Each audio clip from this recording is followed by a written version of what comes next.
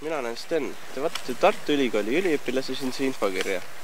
Lõppes 12. ja käimas on 13. akadeemiline õppenädal. Tere!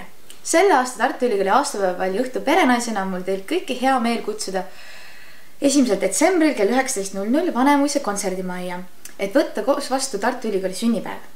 Selle õhtuni on jäänud vaid mõningaid päevi, seega kiirustage piletiostuga, sest kuni 28. novembrini on ISIC ja ITIC kaardiga piletid 12 € ja 14 €. Ehk siis 14 € on mõeldud muidugi tavapileti hind. Pärast seda lähevad juba hinnad kallimaks. Seega otsige välja oma tantsukingad ning parimad peoriided ning kohtume juba pallil. Haridus- ja Teadusministeerium koostöös Eesti Infotehnoloogia Sihtasutusega korraldab 15. 24. juulini 2012. aastal 43. rahvusvahelist füüsikaolümpiaadi.